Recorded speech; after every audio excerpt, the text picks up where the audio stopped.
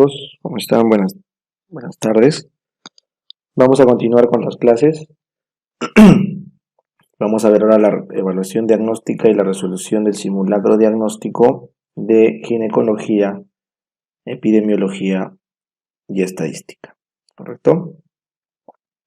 Bueno, mi nombre es Cristian Ochoa, ya nos conocemos con varios y como les comenté en el video pasado de la evaluación diagnóstica de neurología, recuerden que estos exámenes deben utilizarlos para medirse como primera observación, ahora en la segunda vuelta, y después de que terminen de estudiar, pueden volver a darlos, es una opción, o también pueden dar los exámenes de fin de segunda vuelta, que está programado antes de la tercera, para que tengan una evaluación final, ¿no? Y de esa forma ustedes pueden ver su avance en cada uno de los capítulos, ¿no? Gine, Copste, Neuro.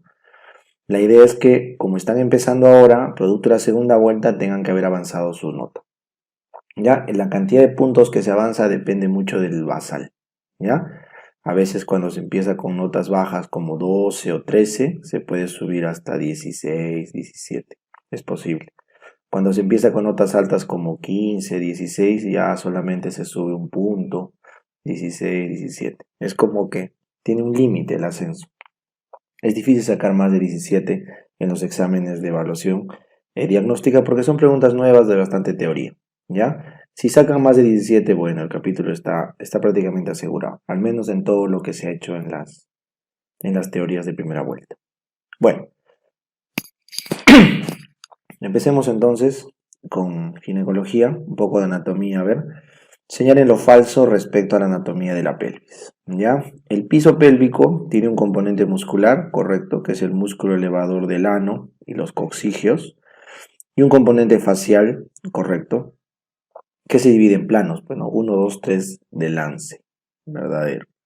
El músculo elevador del ano tiene 3 fascículos, claro, pues el pubo rectal, el pubo coccigio y el ileococcigio. El pubo coccigio es el que se fortalece con los ejercicios de Kegel, eso es correcto, ¿no? El pubo coccigio, como dice, va del pubis hasta el coxis, sí tiene ángulo y tiene capacidad de que al contraerse con los ejercicios de Kegel se refuerce, ¿ya? En cambio el pubo rectal da la vuelta en el recto y es para la continencia, y los ileococcigios van del ilíaco al coxis y no tienen mecánica de contracción. El diafragma urogenital, el DU, perdón, es el segundo plano de lance y bueno, eso es falso, ¿no? Es el tercero. Esto es falso. ¿Ya? El primer plano de lance y es arriba en los ligamentos cardinales o de McEnroe. El segundo son la fascia paravaginal y el tercero es el diafragma urogenital. Es la falsa, la D.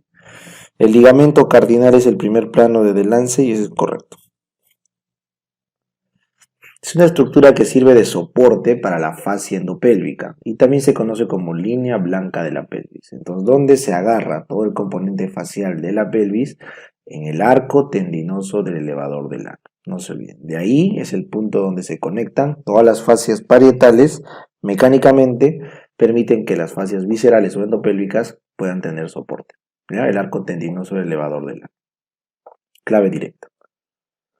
¿A qué etapa y qué manejo corresponde el siguiente hallazgo de PO-PQ de BA más 4 y una longitud vaginal de 6? ¿No? Entonces ustedes hacen su tablita, o su línea, perdón, 0 el himen, menos 1 más 1, y acá es TLB menos 2. Si es 6, 6 menos 2, 4, y me dice que el punto BA está justo acá, el punto BA está en más 4.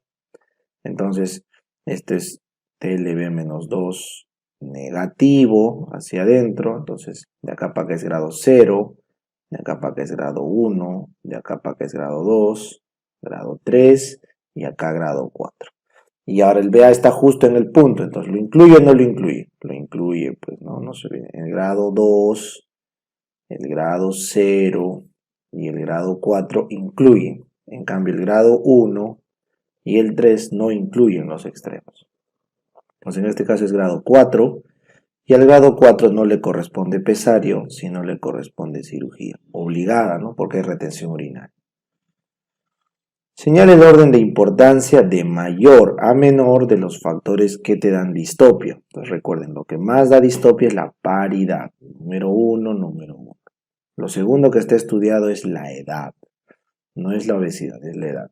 Y lo tercero, que ni siquiera tiene evidencia sólida, es el sobrepeso, la obesidad y el aumento de presión intraabdominal. La C. La causa más frecuente de amenorrea, correcto, pero de tercer compartimiento, recuerden, el tercer compartimiento es la hipófisis. Y la hipófisis, la causa más frecuente de amenorrea es por hiperprolactinemia. Hiperprolactinemia. Que puede ser por fármacos, sí, y también puede ser una hiperprolactinemia por tumoración. La A. Si una paciente tiene un test de estrógeno y progestágeno negativo, quiere decir que dándole estrógenos y progestágenos no regla, eso quiere decir que el problema está en el canal. Entonces, ¿cuál es el examen que evalúa el canal? La ecografía. La D. Paciente de 24 años que tomaba píldoras anticonceptivas por 3 años, correcto, y al suspenderlas presenta sangrado genital, o sea, vuelve su regla. Y posteriormente tiene amenorrea por 6 meses. ¿Cómo se llama la que tuvo regla y luego deja de tenerla por 6 meses o por 3 ciclos seguidos? Es una amenorrea secundaria. ¿Y cuál es el algoritmo de la amenorrea secundaria? Depido beta HCG para embarazo, prolactina, TSH y test de progesterona. Entonces, ¿cuál es el examen que debía realizarse? Beta HCG. No tenemos, no hay esto. El siguiente es prolactina. La A. Bien, chicos, continuamos. Adolescente de 14 años que es traída por su madre debido a que no menstrua. Al examen no se evidencia caracteres sexuales secundarios. Recuerden, pasado los 15 años con caracteres o pasado los 13 años sin caracteres, se considera una amenorrea primaria, que este es el caso. Entonces, el algoritmo diagnóstico es, si tiene caracteres sexuales secundarios, entonces las hormonas están bien, se pide ecografía. Si no tiene caracteres sexuales secundarios, las hormonas están mal, se dosa FSH. La clave es la C, dosar FSH. ¿No? ¿Cuál de las siguientes manifestaciones es más frecuente en el síndrome de ovario poliquístico? Lo más frecuente en el SOP es la alteración menstrual del tipo oligomenorrea. ¿Ya? Ciclos por encima de 35 días, debido a que hay un problema de anovulación. Paciente 35 con oligomenorrea 1, hirsutismo y voz ronca 2, no desea salir gestando, ¿qué le damos? Tengo 2 de 3 criterios de Rotterdam, tiene SOP. Si no desea salir gestando, tengo que darle anticonceptivos de primera línea. Y el más potente para bajar el hirsutismo y la voz ronca sería calaciprotero, la A, porque es un antiandrógeno. Señale lo falso respecto a la menopausia. ¿Se debe dar terapia de reemplazo hormonal para evitar la osteoporosis en pacientes de alto riesgo? Falso. La osteoporosis no es una indicación para terapia de reemplazo hormonal. Se da bifosfonatos. Predomina la estrona sobre el estradiol, eso es correcto. La estrona pasa a ser el estrógeno predominante. La reserva ovárica se mide con la inhibina, que está baja, y la FSH, que está alta, correcto. Puede ocurrir en 350 más menos 5 años, correcto. Y el climaterio ocurre en la perimenopausia, es correcto. El climaterio es la clínica de la perimenopausia, correcto. Entonces, esto es lo falso. No es un criterio para iniciar la terapia de reemplazo hormonal en las mujeres con climaterio. Entonces, ¿tienen que ser menores de 60 años? Sí. Si no, no se puede arrancar TRH. ¿Deben tener menos de 10 años de posmeno? Correcto. Usar progestágenos si no está histerectomizada, correcto. A pesar que aumente el cáncer de mama, te baja el cáncer de útero. ¿Tener bochonos es una indicación? Es correcto. ¿Tener riesgo de osteoporosis? Ya dijimos que no. La osteoporosis per se no es indicación para terapia de reemplazo.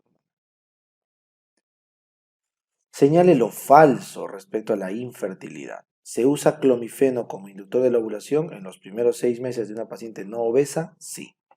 Se hace histerosalpingografía para evaluar el componente tubárico, es el gol estándar para ver la permeabilidad. ¿El test de Sims-Hanner evalúa endometrio? No, evalúa el factor cérvico masculino. Falso. Puede llegar a ser 10% prevalente en las parejas, eso es verdad. La infertilidad puede llegar hasta un 10% en las ciudades desarrolladas. Se considera infértil a la pareja que en 6 meses no concibe si son mayores de 35. Si son menores es 12 meses. Correcto. C. Pareja de 36 que desea concebir hace 7 meses sin éxito. Ya pasó los 35, ya pasaron los 6 meses, el diagnóstico es infertilidad, pareja infértil. No puedo hablar aún de esterilidad, ni masculina ni femenina, porque no se ha especificado el diagnóstico de que no se pueda formar cigoto. ¿Ya? No puedo decir que no hay enfermedad porque ya pasaron los 35. ¿Cuál es el método anticonceptivo más recomendable para que un adolescente con dismenorrea, sangrado y múltiples parejas? Entonces, para una de múltiples parejas sí o sí condón. Así que barrera, barrera, barrera, barrera. Entonces, el único que se descarta es la A. Y si me dicen que es una adolescente, pero que tiene dolor al sangrar y sangrado abundante, tengo que darle hormonas. No le puedo dar DIU, pues, ¿no es cierto? Y el implante no mejoraría el sangrado ni la dismenorrea. La B. B. ACOS. Es un gestágeno derivado de testosterona de segunda generación que espesa el moco. Como todos los de segunda generación, ese es el levonorgestrel. Gestodeno, desogestrel es tercera. Y estos son directos derivados de la progesterona. Directos derivados de la progesterona. Mujer de 43, antecedente de un parto normal. Claro. Tiene nueva pareja. Miren la edad, 43. Tiene presión alta, un régimen normal, sangrado abundante durante los primeros días, o sea, hay una hipermenorrea, ya tiene anemia, fumadora, obesa, colesterol alto, ¿ya? Que es hipercolesterolemia, sorry, ¿ya? Hipercolesterolemia. Bueno, entonces en ese caso, ¿cuál de las siguientes alternativas es la más adecuada para evitar el embarazo? Entonces, si yo tengo una mujer más de 40 años, ya no le puedo dar hormonas, de ningún tipo. No voy a recomendar preservativo porque no es seguro. No le puedo dar té de cobre porque tiene sangrado abundante. Entonces, le tendré que dar un DIU de levonorgestrel porque tiene sangrados abundantes, porque quiere un método seguro y no tiene mucho riesgo cardiovascular la progesterona liberada localmente. La A. Señale el orden de recomendación de anticonceptivos en una mujer sana y joven. Bueno, siempre a la cabeza lo saco. Siempre a la cabeza lo saco. Correcto, siempre a la cabeza. Si no puede combinados, solo gestágeno. Correcto, solo gestágeno. Si ya no puede hormonas, el DIU. El DIU es la elección que sigue. DIU. DIU y acá no va. Y ya si no puede DIU por A o B motivos, el único y el último que queda, que como les dije no es eficaz, o sea, no es muy eficaz, perdón, es barrera. 4. La A. La cirugía siempre es la última elección, la última. Siempre es la última. No puede ser antes que barrera. Señale el orden correcto del desarrollo de los folículos ováricos. ¿Cómo se desarrollan? ¿Primero es el primordial o el primario? El primordial, pues, ¿no? Va. Este no va. Después del primordial pasa a primario, ¿no? Cuando ya se rodea de una capa cúbica, aparece zona pelúcida. Primario. No es preantral. Luego pasa a secundario preantral, correcto. O también secundario antral, puede ser. Pero en este caso les ponen preantral, antral, está mucho mejor así, y acá les ponen antral secundario y ahí se equivocan, pues, ¿no? Preantral, antral y luego el grafiano dominante, la B. Señala la alternativa en la cual las hormonas están ordenadas de mayor a menor a su potencia. Eso está súper fácil. Estriol es tercer puesto, no va. Estrona es segundo, no va. Estradiol, 100% de efectividad estradiol, 50% estrona, y 10% estriol. Así que la clave es la D. Paciente de 59 acude por presentar hace 8 semanas sangrado vaginal escaso. Entonces, si tengo una posmenopáusica que tiene sangrado escaso, oscuro, ya está súper posmenopáusica, no hay antecedentes patológicos ni ingesta de fármacos, lo más probable es que tenga una simple atrofia endometrial, que es la causa más frecuente de sangrado en la posmeno, pero siempre que les digan escaso, ¿ya? Porque si es abundante, siempre busquen cáncer. Bueno, la E. Igual, si abrió algún factor de riesgo, también busquen cáncer, pero acá me dice que no hay ningún antecedente patológico ni ingesta de fármaco. ¿Y por qué les dicen fármacos? Porque si hay terapia de reemplazo hormonal, tiene que retirarse la terapia de reemplazo. 16 años que presenta dolor a la mitad del ciclo, el famoso Milstein, y ginecorragia moderada con dolor en el epigastrio. ¿Cuál es el diagnóstico más probable? Si tengo dolor a mitad de ciclo, es ovulación, pues, ¿no es cierto? Por eso la mayoría marca la E.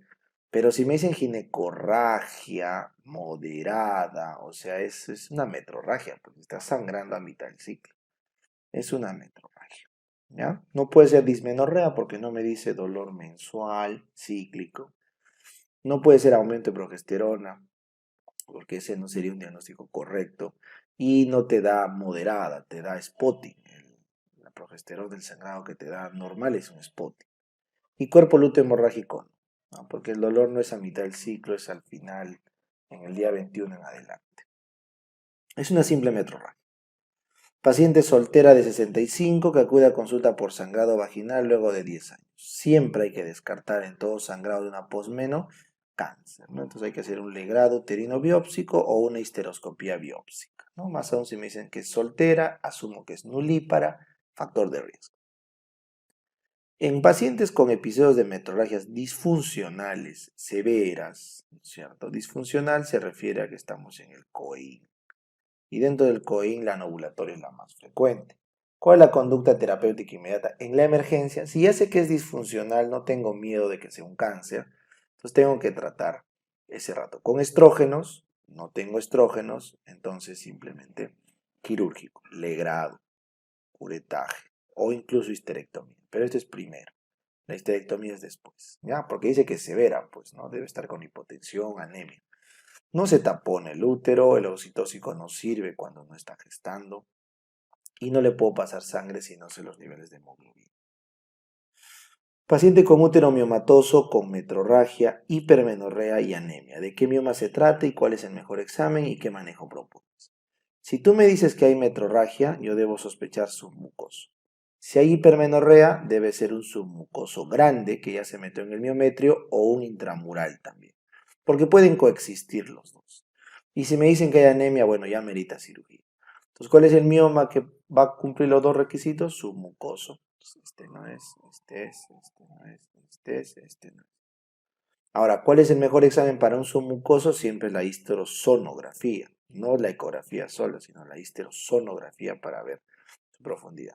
Y el manejo que se propone es simplemente miomectomía. Solamente se hacen histerectomías cuando son múltiples, son deformantes. La mejor clave es la B. Causa más frecuente de sangrado genital metrorrágico, todavía les ponen acá intermenstrual, en la edad reproductiva, son miomas. ¿De qué tipo? Sobre todo submucosos. A ver, un poquito de endometriosis o hiperplasia endometrial. Marquémoslo falso. La endometriosis severa, puede elevar el CA125, es correcto, porque el endometrioma es un tumor que aloja en el ovario y eleva el CA125. ¿Ya? La hiperplasia endometrial se asocia con mayor riesgo a la terapia de reemplazo hormonal sin progesterona. Claro, si tú no das progesterona, hay más hiperplasia endometrial porque no hay quien se oponga al crecimiento del útero. Verdadero. La endometriosis se puede diagnosticar con una prueba terapéutica, es correcto, es la forma como se diagnostica por la respuesta terapéutica, porque el gol estándar es la laparoscopia biópsica y eso no se hace pues en todas. Los casos que no mejoren con AINES, correcto, se añade clomifeno en la endometriosis antes del anticonceptivo, falso. El orden es primero doy AINES, luego doy anticonceptivos, luego doy gestágenos potentes y al final recién puedo dar análogos de GnRH o clomifeno. Al final. Esto es lo falso. La histerectomía es de elección en hiperplasias endometriales atípicas. Claro, cuando hay atipia, el riesgo de cáncer puede llegar hasta un 30%. Entonces, la histerectomía es de elección, ¿verdad? La hemorragia uterina disfuncional se asocia generalmente a endometrio de qué tipo. ¿Recuerdan cuál era disfuncional? La COEIN. Y la COEIN, la O más frecuente de todas, ¿no es cierto? Es la O. Eso es por anovulación. Y cuando hay anovulación, entonces no se libera progesterona. Entonces, si no se libera progesterona, hay hiperplasia endometrial, porque no hay quien se oponga al estrógeno. Entonces, ¿qué tipo es el endometrio? Hiperplásico. Mujer de 23 acude por presentar lesiones genitales. Ya estamos en ITS, acá voy a ir más rápido porque esto es muy fácil. ¿ya? De hace 10 días, ¿ya? Adenopatías bilaterales dolorosas y lesiones plural ulcerativas profundas, irregulares, ya pues eso es chancroides, úlceras múltiples. Fácil. No es una causa de descarga uretral. ¿Cuáles son las principales causas de descarga uretral? Clamidia y gonococo, correcto. Si no responden al manejo, sospechamos tricomona. Si no responden al manejo de tricomona, tienes que añadir macrólidos porque puede ser micoplasma hominis, ureaplasma urealítico. Entonces, el único que no da descarga es el treponema, pues da úlcera.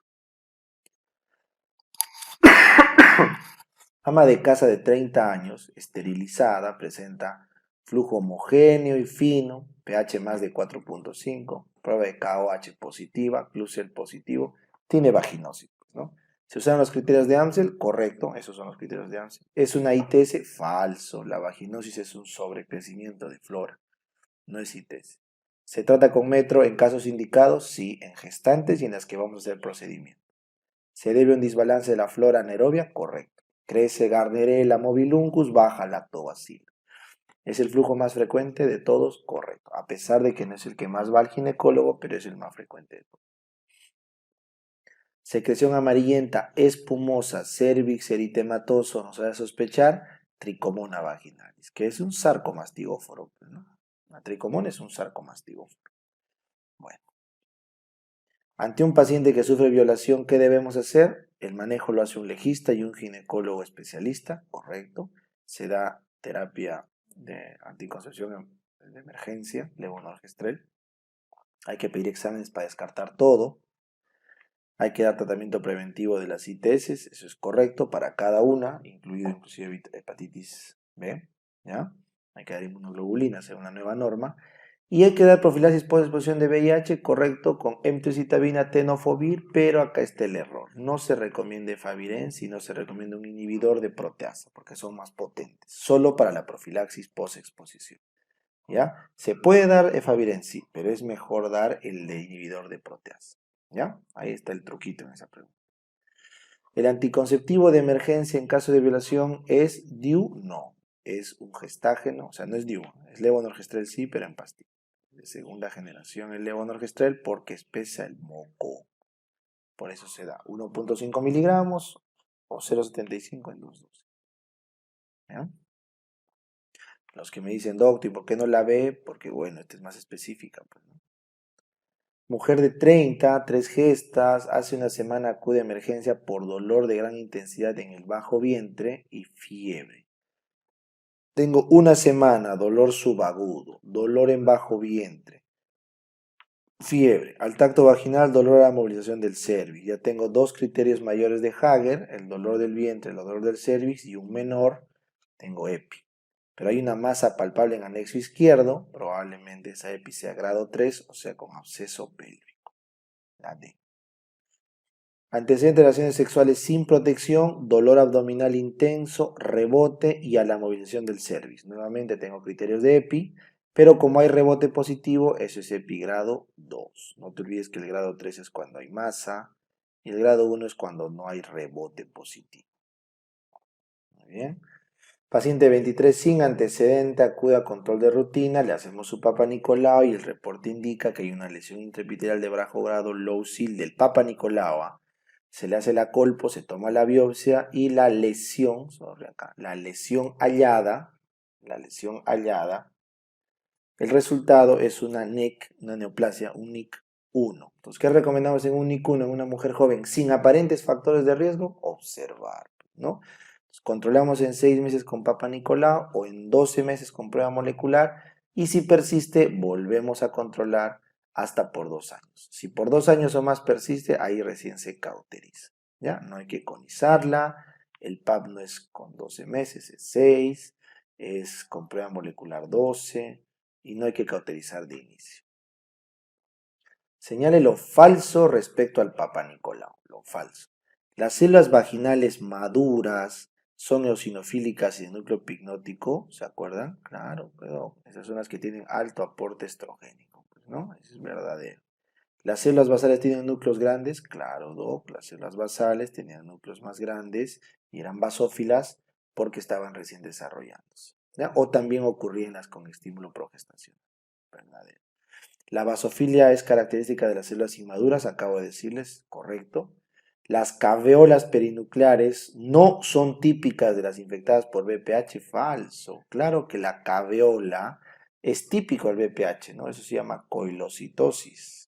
El coilocito es eso, una célula que tiene una caveola, producto del VPH, coilocitosis. Ese es falso. El alto grado hay marcado componente basófilo, eso es correcto.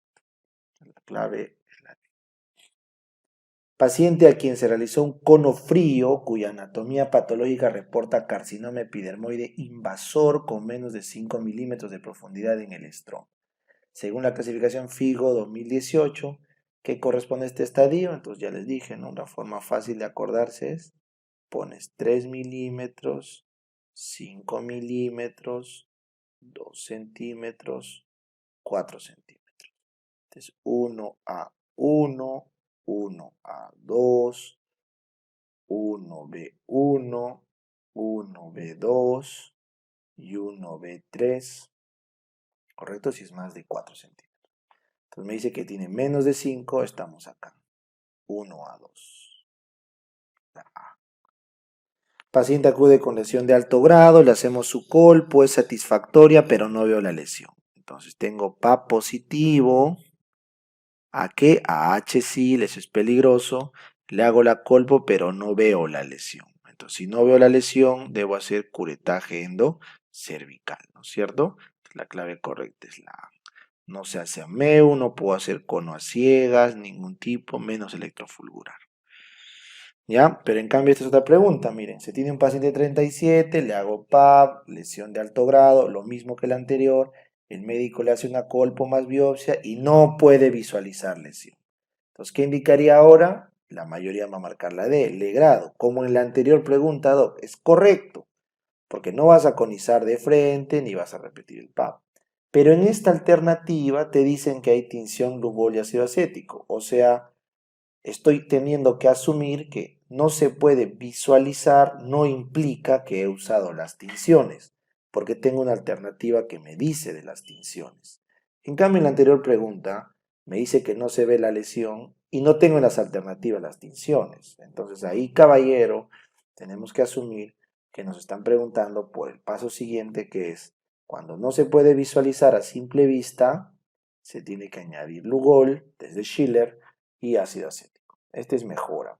Desde Schiller es inespecífico. Bueno, si la paciente tiene un tumor 1B3, o sea, más de 4 centímetros, ya no lo puedo operar. O sea, es resecable, puede curarse, pero es inoperable porque no se puede abordar quirúrgicamente. Entonces el manejo es con radioterapia. Pero la recomendación ahora es añadirle cisplatino. Eso se llama quimioradioterapia. La A. Mujeres 52 que acude a consulta y presenta tumoración de crecimiento rápido, lobulada, balonada y bien delimitado en la mama. Grandota, 6.5 centímetros, cuadrante externo, radio 2 a 5. Al examen, piel brillante y tensa, claro, pero miren, no hay adherencia y consistencia dura, pero no hay adenopatía, señale lo falso. Entonces, una paciente que tiene una tumoración rápida en la mama puede ser un cáncer, pero si no hay adenopatía con 6 centímetros, no hay adherencia, no hay retracción de pezón, o sea, probablemente sea un filodes, ¿ya? También miren la edad, probablemente sea un filodes. Entonces, el filodes es un tumor del estroma intralobular, eso es correcto. Es una neoplasia benigna, pero con probabilidad de malignidad, eso es correcto, porque hay una variante border. Se deben operar todos, es correcto. Es un cáncer, eso es falso, no es un cáncer, es un tumor benigno. De alto grado peor, que requiere quimioterapia, no es cirugía, falso. La D. Es una neoplasia benigna, sí, que debe tratarse y no solo observarse, correcto, debe tratarse. La D. No es una patología mamaria benigna. El papiloma intraductal es benigno. El filodes acabamos de ver que sí. El fibroadenoma es el más frecuente benigno. La ectasia ductal es benigna. Payet es precáncer. Este es un cáncer in situ. Así que ese no puede ser benigno. Señale lo falso respecto al cáncer de mama. El subtipo luminal A es el de mejor pronóstico. Eso es correcto.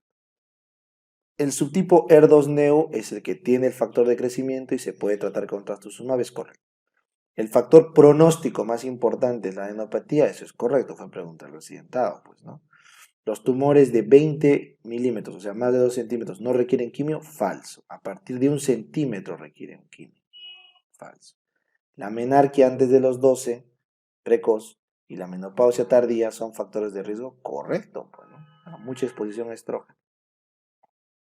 El cáncer de mama que tiene como receptores de estrógeno positivos, estrógeno receptor positivo, progesterona positivo, progesterona receptor positivo, tiene los dos, ER2 negativo, el factor de crecimiento epidérmico de mal pronóstico negativo, y tiene un Ki o bajo índice mitótico, correcto, Ki bajo. Entonces, esto es un perfil luminal A, no lo olviden. En el luminal B ya hay un poco de expresión del ER2 y hay más mitosis. No hay luminal C y el basal tiene negativo todo, ¿ya? La clave es la A. Mujeres 54, menstruaciones regulares, antecedente de hermana con cáncer de mama. El resultado de su mamografía reporta VIRAS-3. Entonces, ¿qué hacemos con el VIRAS-3? Control en 6 meses, ¿no? El VIRAS-1 y el VIRAS-2 es control al año, ¿no? El VIRAS-4 y 5 es biopsia. Mujer de 40, le detectamos un cáncer en la mama de 3 centímetros con nódulo en la axila, pero el ganglio centinela sale negativo. Bueno, esta mujer igual por el tamaño, está más de 2 centímetros, debería mastectomía radical. Pero no sola, porque tiene que ir con linfadenectomía. No a radioterapia, mastectomía radical, con linfadenectomía axilar y con quimio porque ya pasó de 1 centímetro. ¿Ya? Muy bien, acá falta la linfadenectomía y acá no es con radioterapia, porque las mastectomías ya no requieren radioterapia. Solamente las mastectomías radicales no requieren radioterapia. Solamente las lumpectomías van con radioterapia. De las siguientes, ¿cuál es una masa ovárica infrecuente? A ver, quiste funcional es la masa más frecuente, ¿no? Cistoadenoma seroso es frecuente, no mucho, pero es frecuente, está en cuarto lugar. El cistoadenocarcinoma está en segundo lugar después del endometrioma porque es el cáncer más frecuente. El teratoma quístico maduro es el primer lugar en las menores de 20 años, correcto, y es el cuarto también en el resto. Pero bueno, es el primero en las jóvenes, así que es frecuente. Y un teratoma sólido inmaduro es rarazo, pues. La E, rarazo. Niña con dolor abdominal súbito en la fosa ilíaca debe ser una torsión de ovárica. Y masa dolorosa ya, pues es una torsión ovárica. Doctor, no hay torsión ovárica. Entonces, ¿qué se tuerce? Los quistes. ¿Qué quistes? Los teratomas. Los quistes dermoides. Esos son los más frecuentes en torcer. Apendicitis no, el inmaduro es maligno, ese no se tuerce. Los cuerpos lúteos difícil que crezcan tanto para torcerse. Y a una niña no le da cáncer del cistoadeno de ese tipo. Mujeres 52 con tumor sólido y bilobulado en el anexo derecho. Bueno, eso es un cáncer de ovario, ¿no? Es probable una neoplasia maligna, claro. Se diagnostica por biopsia, por congelación, intrasop, claro.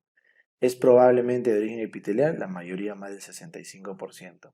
A la ecografía Doppler se verán pocas vegetaciones, falso. Si es maligno son varias. Y poco flujo peritumoral, falso. Es harto Doppler, falso.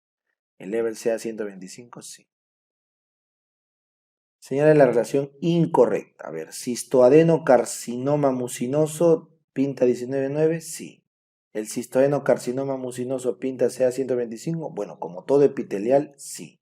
Cistoadenocarcinoma seroso, epitelial, también. Endometrioma es epitelial, también. Disgerminoma es lactato deshidrogenasa, no alfa-fetoproteína. Ya, inclusive puede tener beta-HCG también. Esta es falsa, falsa.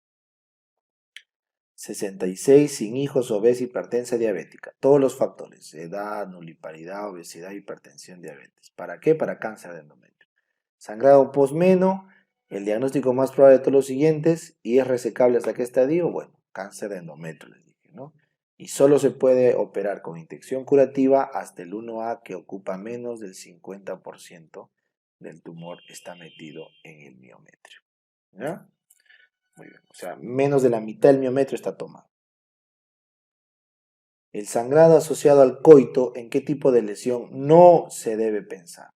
El sangrado cuando está asociado al coito, patología cervical, puede ser un pólipo cervical, un ectropio, una cervicitis, un cáncer, pero no el cáncer de útero, ¿no? A ver, señalemos lo falso. ¿El cáncer de vulva puede ir asociado a BPH? Claro.